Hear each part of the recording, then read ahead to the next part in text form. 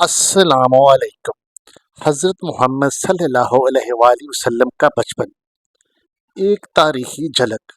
حضرت محمد صلی اللہ علیہ وآلہ وسلم کا بچپن ایک اہم اور مقدس دور تھا جس نے آپ کی شخصیت کو دنیا کی سب سے زیادہ بااثر ہستیوں میں شامل کیا۔ آپ کی پیدائش سے لے کر بچپن تک کے واقعات میں بہت سی ایسی نشانیوں اور واقعات کا ذکر ہے جو آپ کی نبوت اور آخری رسول ہونے کی پیشین گوئیوں کو واضح کرتے ہیں۔ حضرت محمد صلی اللہ علیہ وآلہ وسلم کی پیدائش۔ حضرت محمد صلی اللہ علیہ وآلہ وسلم 12 ربیع الاول 570 عیسوی کو مکہ مکرمہ میں پیدا ہوئے۔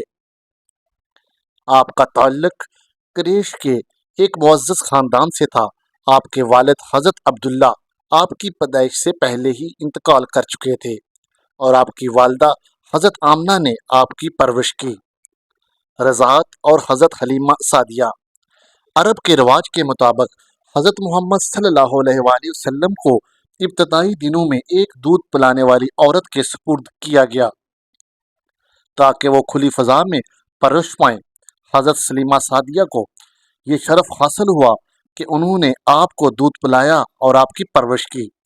حضرت حلیمہ کی زندگی میں آپ کی آمد کے بعد بہت سی برکتیں نازل ہوئیں جس کا ذکر تاریخی کتب میں موجود ہے۔ حضرت آمنہ کا سفر۔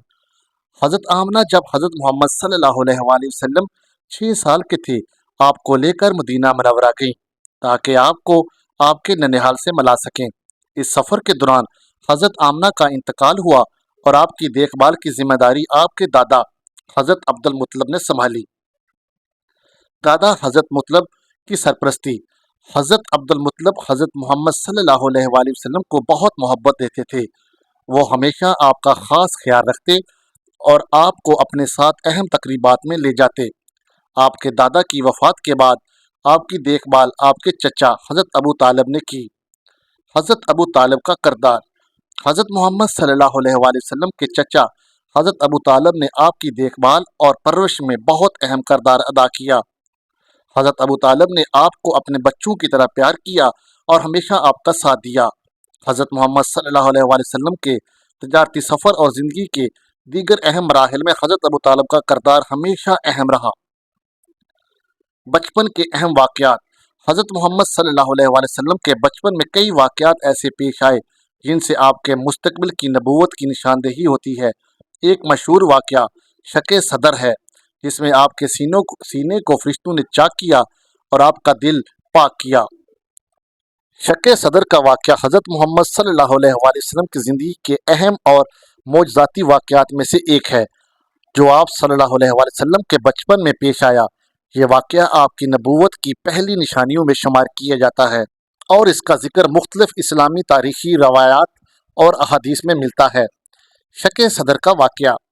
حضرت محمد صلی اللہ علیہ وآلہ وسلم کی عمر اس وقت تقریباً 4 یا 5 سال تھی جب یہ واقعہ پیش آیا۔ آپ صلی اللہ علیہ وآلہ وسلم اس وقت حضرت حلیمہ سعدیہ کی زیر پرورش تھے اور بنو سعد کے علاقے میں رہتے تھے۔ ایک دن آپ صلی اللہ علیہ وآلہ وسلم اپنے دودھ شریک بھائیوں کے ساتھ بکریاں چرا رہے تھے۔ اسی دوران 2 فرشتے آپ کے قریب آئے، ان میں حضرت جبرائیل علیہ السلام بھی شامل تھے۔ فرشتوں کا آپریشن۔ فرشتوں نے حضرت محمد صلی اللہ علیہ وآلہ وسلم کو پکڑا اور زمین پر لٹا دیا۔ پھر انہوں نے آپ صلی اللہ علیہ وآلہ وسلم کا سینہ چاک کیا اور آپ کا دل نکالا۔